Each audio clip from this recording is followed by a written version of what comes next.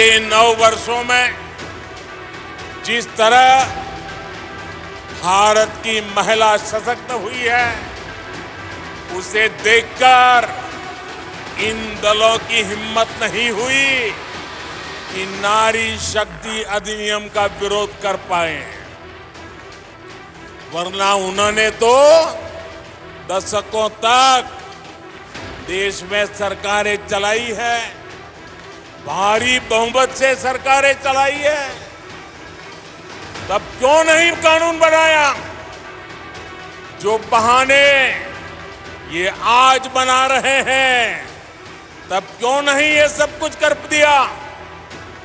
सच्चाई ये है कि इनकी नीयत में खोट है।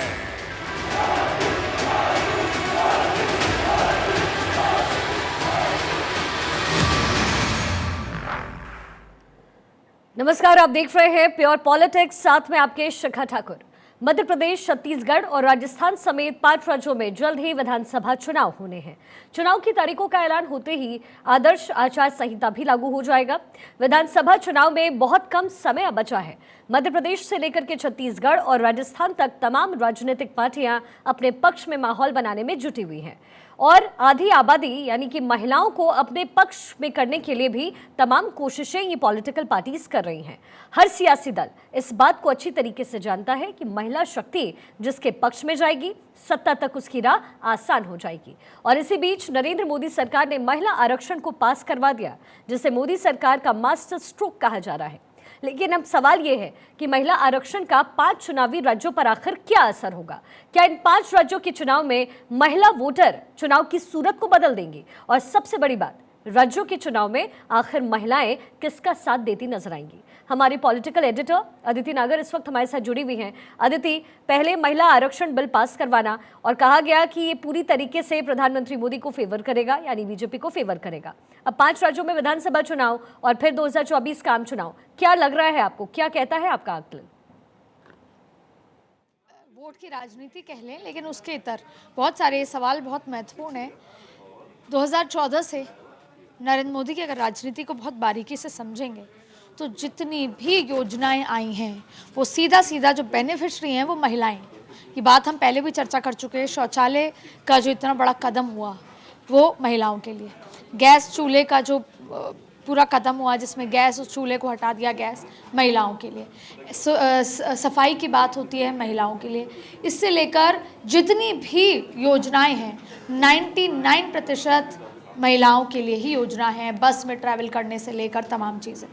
और अब सिर्फ नरेंद्र मोदी की नहीं, आप दूसरे राज्यों में, जैसे आपने कहा कि 5 राज्यों के चुनाव में अशोक गहलोत मोबाइल दे रहे हैं महिलाओं को, सैनिटरी इसकी बात होती है, पैड्स की बात होती है, किस तरीके से हर गांव में कैसे हर घर में देना है, जो बच्चियों को देना है महिलाओं के लिए। तो अब ये जो आधी आबादी है जिसका हम कहते हैं आधी आबादी, उसकी सच्चाई भी जान लेते हैं। एक तो बात यह है कि अब जितने भी लोग हैं, क्योंकि अगर आंकड़ों की बात करें स्पेसिफिकली तो जितना 2018 के आंकड़ों की बात करें तो 74.74% अगर पुरुषों ने वोट दिया है तो 74.65% महिलाओं ने दिया। यानी कि जितने पुरुष वोट दे रहे हैं, पहले ऐसा होता था कि महिलाएं घर में होती थी, वोट नहीं देती थी, जाती नहीं थी, लेकिन अब उतना ही महिलाएं भी बढ़ चढ़कर वोट कर रही हैं। अब पहले के ज़माने में महिलाओं को पता नहीं होता था राजनेता कौन है, लेकिन अब ट्रिपल तलाक का मुद्दा आया, तमाम मुद्दे महिलाएं अवेयर हुई, वो भी आगे बढ़ के वोट देती हैं। तो अब राजनेताओं को, राजनीतिक दलों को ये समझ में आ चुका है कि अगर महिलाओं को सीधा सीधा टारगेट किया जाए तो जीत के आंकड़ों में एक बड़ा वेरिएशन हो सकता है। लेकिन इसके इतर एक आंकड़ा और बता दें कि 1954 में जो पहला चुनाव हुआ था उसमें 3 महिलाएं आई थी। 1952 माफ़ कीजिएगा, 4 महिलाएं चुनाव लड़ी थी, लेकिन 100 तक पहुंचने के लिए 50 साल लग गए। यानी 1998 में जाकर महिलाएं जो हैं उसको 50 साल लग गए और तब जाके महिलाओं ने 63 महिलाओं ने चुनाव लड़ा। तो आप समझ सकते हैं कि ये जो पूरा समीकरण है, महिलाओं को लाभार्थी बनाना, उनसे वोट लेना, लेकिन राजनीति में हिस्सेदारी उतनी अभी तक नहीं मिली। और अगर अब हिस्सेदारी देना चाहते हैं तो उसके लिए आरक्षण चाहिए। जी। और अदिति, सबसे बड़ी बात यह भी है कि राज्यों के चुनाव में आखिर महिलाएं किसका साथ देगी, क्योंकि हमने बिहार का चुनाव जब देखा उस समय शराबबंदी की गई, नीतीश कुमार ने जब किया तो नीतीश कुमार को इसका सीधा सीधा बहुत ज़्यादा फायदा हुआ। हालांकि अलग बात है कि बीजेपी के साथ सांठगांठ फिर उनकी टूट गई और फिर जाहिर तौर पर नीतीश के अगेंस्ट भी वहाँ पर महिलाएं साफ तौर पर नजर आई। लेकिन महिला आरक्षण बिल पास करना और उसके बाद महिलाओं को जो लुभाने की कोशिश हो रही है, ये पूरा मैंडेट आपको कहाँ जाता हुआ नजर आ रहा है? देखिए, आपने कुछ तस्वीरें बताई थी जब महिलाओं का सीधा सीधा, चाहे फिर वो किसी भी धर्म की हो, नरेंद्र मोदी का सीधा कनेक्ट है। हर बात में वो महिला सशक्तिकरण की बात करते हैं, उनकी योजनाएं भी महिला के इर्द गिर्द घूमती हैं। अशोक गहलोत, उनकी तमाम योजनाएं महिलाओं के इर्द गिर्द घूमती हैं। आपने हाल ही मध्य प्रदेश के शिवराज सिंह चौहान को देखा, उन्होंने अभी 2 बहनों के पैर छुए, पाँव धोए, और उनको तो वैसे भी मामा कहा जाता है प्रदेश में। इसके अलावा छत्तीसगढ़ सीएम है, उन्होंने भी हाल ही में राखी पर तमाम जो कार्यक्रम किए महिलाओं को लेकर। तो देखिए, अब इसको ना बिंदुवार समझ लेते हैं कि जैसे शराबबंदी होना, राजस्थान में 8 बजे बाद आपको शराब नहीं मिलेगी, तो आप सड़कों को, जब आपको शराब नहीं मिलेगी तो आप में छेड़छाड़ नहीं होगी, आप महिला सुरक्षा की बात होगी। तो जाहिर तौर पे ये सारे वो कदम हैं जो महिलाएं पसंद करती हैं। महिलाएं वोट देने लगी हैं तो वो अपने लिहाज से, अपने हिसाब से, आज भी ये कहा जाता है कि माइनॉरिटी में आदमी अगर भले ही वोट ना दें, लेकिन महिलाएं चुपके, ट्रिपल तलाक का जो सम्मान दिया गया है उसको हटाकर अबॉलिश करके महिलाएं चुपचाप नरेंद्र मोदी को वोट करती हैं।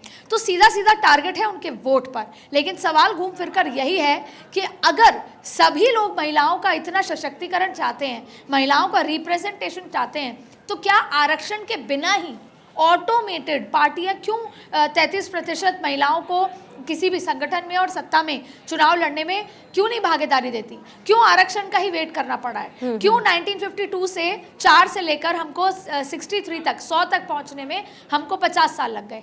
तो राजनीति इसमें साफ साफ नजर आ रही है। जी अदिति, लेकिन अगर खासतौर पर बात राजस्थान और एमपी की करें, क्योंकि कुछ तस्वीरें आपने वहाँ की भी बताई, राजस्थान का आपने जिक्र किया कि शराब 8 बजे के बाद नहीं मिलता, तो जाहिर तौर पर महिलाएं खुद को कहीं ना कहीं सुरक्षित महसूस करती हैं। एमपी में भी हमने देखा शिवराज सरकार की तरफ से, और खुद शिवराज सिंह चौहान किस तरीके से लाडली बहन योजना के तहत काम कर रहे हैं। ऐसे में कितना असरदार वहाँ की महिलाओं के वोट्स हैं, अगर खासतौर पर सिर्फ राजस्थान और एमपी का हम जिक्र करें तो?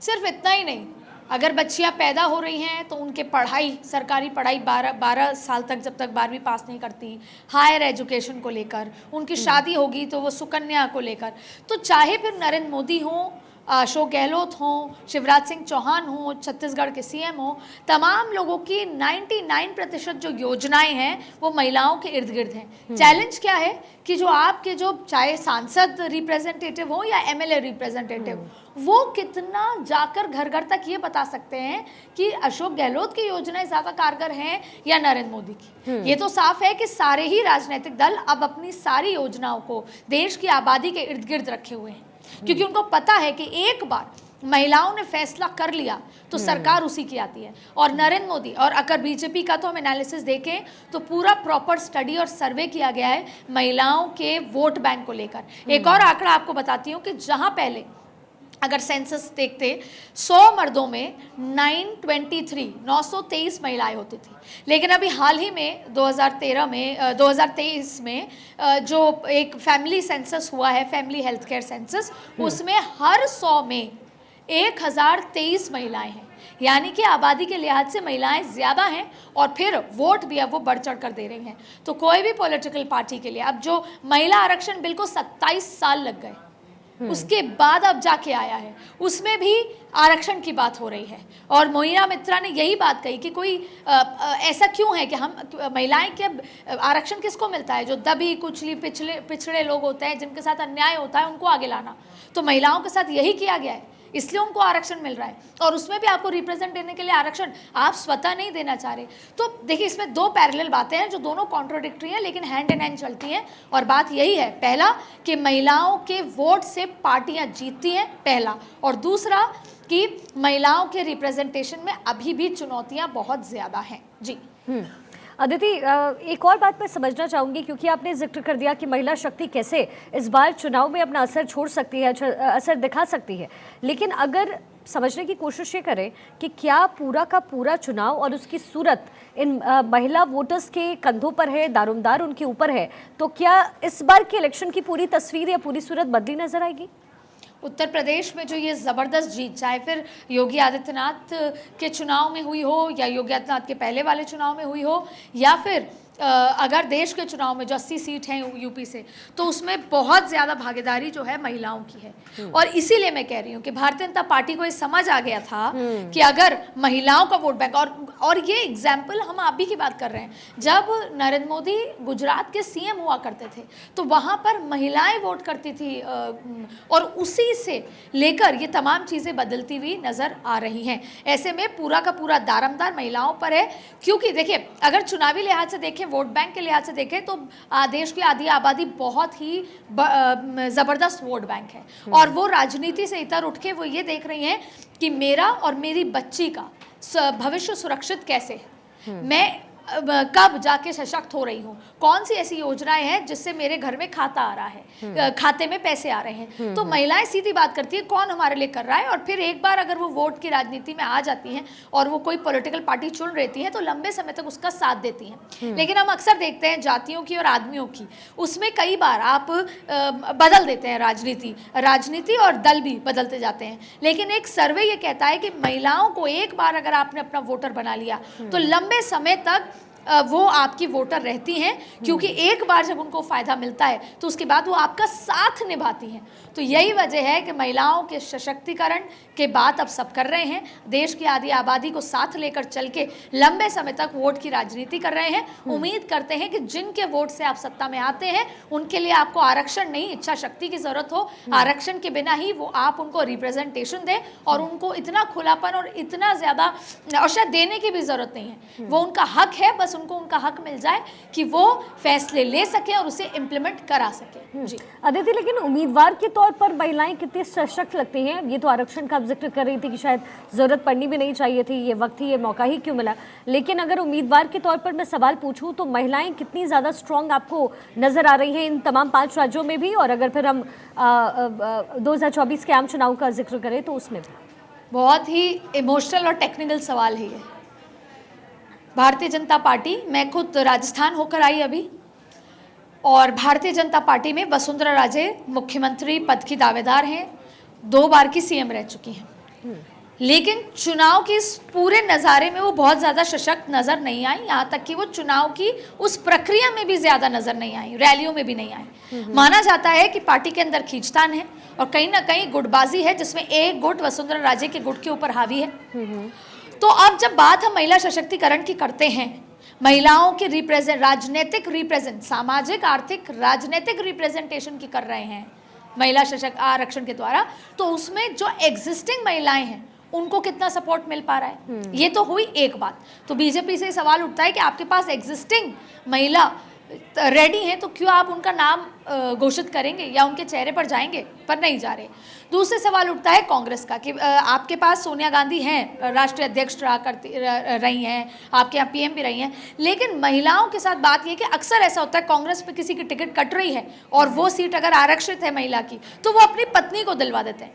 अब क्या पत्नी उतने खुले तरीके से काम कर पा रही है, या वही सवाल आ रहा है कि पंचायत पति, सरपंच पति या फिर विधायक पति। तो ऐसे में भी महिलाओं को भी समझना होगा कि अगर आपको ये अपॉर्चुनिटी मिल रही है तो ये आपको इंडिपेंडेंट तरीके से इस पे फैसले लेने होंगे, खड़ा होना पड़ेगा। तो आपको अपने किसी घर के आदमी की छाया से दूर हटके अपने फैसले लेने होंगे और सही फैसले लेने होंगे जो समाज के हित के लिए हैं। तो अभी बहुत ज़्यादा पानी बहना बाकी है, या कह सकते हैं रेवोल्यूशन आना बाकी है, जिससे कि खुद महिलाएं भी अपनी जिम्मेदारी समझें, खुद महिलाएं किसी के हाथ पकड़कर आगे ना चलें, और फिर पॉलिटिकल पार्टी को भी समझना होगा कि केवल गुटबाजी के चलते हम महिलाओं को पीछे ना करें, अगर उनमें पोटेंशियल है तो उनको आगे आने दें। नहीं, ये तो चलिए सिक्के का एक पहलू हो गया अदिति, लेकिन ये समझना भी ज़रूरी है कि महिलाएं जब वोट करती हैं, और आज की महिलाएं बहुत सशक्त हो चुकी हैं, बहुत इंडिपेंडेंट है और इंडिपेंडेंटली काम कर रही हैं, वो फिर कोई भी क्षेत्र हो। तो अगर मैं एक एक करके पूछूं, क्योंकि आज हमारे पास वक्त भी बहुत है और मैं चाहूँगी कि आप डिटेल में इसको आप ज़रूर बताएं। बात राजस्थान, छत्तीसगढ़, MP, तेलंगाना या फिर मिजोरम, अगर इन 5 राज्यों के विधानसभा चुनाव का हम जिक्र करें तो आपको एक एक राज्य को लेकर के क्या महसूस हो रहा है? देखिए शिखा, सबसे बड़ी बात है, एक एग्जाम्पल मैंने वसुंधरा राजे का राजस्थान का दिया, अब मैं आपको मध्य प्रदेश का एक एग्जाम्पल देती हूँ। यशोधरा राजे सिंधिया आज तक जितने चुनाव लड़े कभी भी नहीं हारी। इस बार के चुनाव में खबर आती है कि उनकी तबीयत के चलते ठीक नहीं है, शायद वो चुनाव में नहीं है। लेकिन अंदर की बात यह है कि कहीं ना कहीं पार्टी की तरफ से कहा गया है कि आप चुनाव नहीं लड़ेंगी, ऐसा सूत्र कहते हैं। हम उसकी पुष्टि फिर भी नहीं कर रहे, लेकिन उन्होंने अलविदा कहा अपनी सीट से। तो ऐसी बात भी है, लेकिन कई बार, जैसे कि कई बार, और अब बात इसके इतर ये भी है कि देश में अगर पायलट्स की बात हो तो भारत देश सबसे आगे है। देश में अगर वोटिंग राइट्स की बात हो तो भारत देश अमेरिका से भी आगे था। देश में अगर तमाम ऐसी चीज़ों की बात हो, और किसी भी, और आप शिखा, आप महिलाएं, मैं महिला हूँ, और हम बेबाक होकर बात कर रहे हैं। हमारे ऑर्गेनाइजेशन में महिलाओं का जो वो है वो ज़्यादा है नंबर्स। तो अब ज़माना जाहिर तौर पे बदला है हर एक सेक्टर में। लेकिन क्योंकि हम बात यहाँ पे राजनीतिक इन्वॉल्वमेंट की कर रहे हैं, रिप्रेजेंटेशन की कर रहे हैं, क्योंकि कोई भी चीज़ संसद से शुरू होती है। आपका विकास, मेरा विकास, सड़कों पे विकास, देश में विकास, प्रगतिशील हम संसद से ही हो पाते हैं। तो संसद में जितनी रिप्रेजेंटेशन होगा, उसके बाद महिलाओं का जितना से होगा, उस हिसाब से, क्योंकि अक्सर आपने एक छोटी सी बात की बात यहाँ पर कर रहे हैं, मैं उन पे भी आऊँगी, मिजोरम पे, राजस्थान पे। अभी मैटर्निटी लीव्स की बात थी, पहले 3 महीने का था, फिर उसे 6 महीने बढ़ाया गया। ऐसे में जब तक महिलाएं नहीं होंगी, वो उनकी तकलीफें, उनका चैलेंज कि भाई बच्चा हो जाता है तो डे केयर, क्रैच कैसे करना है, क्योंकि कई ऐसे देश हैं जहाँ पर महिलाएं अपना काम करती रहती हैं और साथ में अपना बच्चा लेकर भी वो काम। तो मैं चुनौतियों की बात कहना चाह रही हूँ कि जब राजनीतिक रिप्रेजेंटेशन होगा तो देश में फिर देश का फॉर्मेशन उस लिहाज से होगा। महिलाएं चुनौती समझेंगी दूसरी महिलाओं की, उस प्राकृतिक जो चीज़ें चलती हैं उसकी, और उस हिसाब से फैसले होंगे, उस हिसाब से महिलाएं और आगे बढ़ पाएंगी। अभी तो शायद वो रोज़ लड़ाई ही लड़ रही होती हैं खुद को प्रूव करने की, हर बार खुद को, चाहे वो राजनीतिक क्षेत्र हो, चाहे वो किसी भी क्षेत्र में, सिर्फ वो खुद को प्रूव कर रही होती हैं कि मैं सब कुछ कर सकती हूँ। और वो शिफ्ट बदलने की ज़रूरत है। लेकिन अब बात यह है, क्योंकि इतनी बात हो चुकी है और हमारा वोट बैंक, राजनीतिक पार्टियों का वोट बैंक भी महिलाएं हैं, और आप देखें कैसे शिफ्ट होता है। अक्सर अभी एक राजस्थान का एक जगह है ओसिया, वहाँ पे एक महिला है जो चुनाव लड़ती हैं कांग्रेस से, और हनुमान बेनीवाल के सामने हेड ऑन लड़ाई करती है, दिव्या मदेरणा नाम है। और वहाँ का जो जितना वो जाट बाहुल्य इलाका है, वहाँ के जितने भी जाट हैं, चाहे कोई भी माइंड सेंट्रिक हो, लेकिन वो जाटों की बेटी है और हेड ऑन हनुमान बेनीवाल से लड़ाई लड़ती हैं। तो अब ऐसे एग्जाम्पल्स भी हैं, चाहे फिर वो छत्तीसगढ़ की बात हो, मध्य प्रदेश की बात हो, राजस्थान की बात हो, मिजोरम की बात हो, उत्तर प्रदेश। हमारे पास सरोजनी नायडू से लेकर इंदिरा गांधी से लेकर तमाम ऐसे मतलब एग्जाम्पल्स हैं जिनको अगर आज हम बात करने बैठे तो हमें बहुत प्रेरणा मिलेगी। लेकिन फिर भी पॉलिटिकल पार्टी ने जैसे जैसे अभी कास्ट सेंसस की बात हो रही है, तमाम चीज़ों की, वर्गों की बात हो रही है, जब हम वो वोट बैंक देखते हैं तो अब महिलाओं को भी हम वोट बैंक के लिहाज से ही देखते आए हैं। ऐसे में जब हम किसी विधानसभा में महिलाएं उतारते हैं तो जाहिर तौर पे उस इलाके की जो महिलाएं हैं वो ये सोच सकती हैं, समझती हैं, कर सकती हैं कि वो महिला रिप्रेजेंटेटिव को जिता कर आए। तो ये भी एक तरीका है, इसीलिए शायद आरक्षित करने की बात है कि जब सीट आरक्षित होगी तो उस इलाके में कास्ट से ऊपर उठकर महिला प्रत्याशी को वोट देंगी। और ये ज़रूरी है कि आरक्षण जब लगेगा तब लगेगा, अगले 9 साल तो नज़र नहीं आ रहा, 5-7 साल। तो ऐसे में पॉलिटिकल पार्टियां खुद आगे बढ़कर अभी के चुनाव से अगर अभी से लागू करने में वक्त भी है, लेकिन कहीं ना कहीं ये चुनावी फायदा बीजेपी को तो मिलता हुआ नजर जरूर आएगा। हालांकि विपक्ष जो है इस बात और इस पूरे फैक्टर को क्लियर महिलाओं के बीच में कर रहा है कि अभी बहुत समय लगेगा, शायद 36 हो जाए, 38 हो जाए, 48 भी हो जाए। विपक्षी पार्टियां तमाम तरह की बातें कह रही है। मैं महिला आरक्षण को लेकर के बात कर रही हूँ, लेकिन इसका चुनावी फायदा बीजेपी को तो कहीं ना कहीं इस चुनाव में भी मिलता नजर आएगा, क्योंकि महिलाओं के दिमाग में ये होगा कि भारत तो बदल रहा है। 100% होगा। जो काम 27 साल में नहीं कर पाए, आज विपक्ष जिसके लिए अपोज कर रहा है वो विपक्ष कई बार खुद ही बिल लेकर आया पर नहीं क्लियर करा पाया। तो आज नरेंद्र मोदी कर पा रहे हैं। और मैंने क्योंकि भी हाल ही में अभी कल प्रधानमंत्री नरेंद्र मोदी की जोधपुर में रैली हुई, उससे पहले 25 सितंबर को जयपुर में रैली हुई, उससे पहले छत्तीसगढ़ में हुई।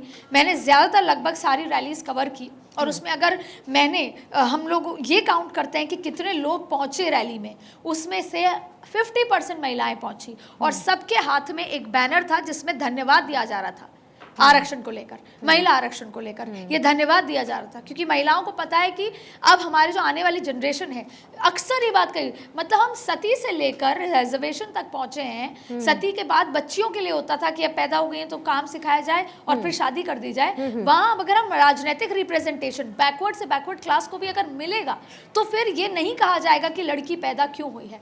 तो ऐसे में मैंने रैलियों में देखा कि जो महिला जो एकदम चूल्हा जलाती थी, जो अब गैस चलाने लग गई, वो 1, 2, 3 ऐसे कई बातें हैं जिसके लिए धन्यवाद देने नरेंद्र मोदी को 100-100 किलोमीटर दूर से आई हैं कड़ी दोपहरी में। और ये मेरे खुद का प्रत्यक्ष प्रमाण, मैं खुद वहां पर मौजूद थी। तो जाहिर तौर पे बीजेपी को इसका बहुत फायदा मिलेगा, चाहे भले ही राहुल गांधी कहें कि हमने आरक्षण की बात कर रहे हैं और हमारे यहाँ पर फायदा बीजेपी को फिलहाल इस चुनाव में मिलता नजर आ रहा है 2024 तक। चलिए ठीक है अदिति, बहुत बहुत शुक्रिया आपका हमारे साथ जुड़ने के लिए। तो देखिए, साइलेंट वोटर्स की तरह महिलाएं क्या 2024 के लिए काम करने वाली है, या फिर 5 राज्यों में जो विधानसभा चुनाव है क्या उसमें साइलेंट वोटर्स के तौर पर महिलाएं काम करेंगी?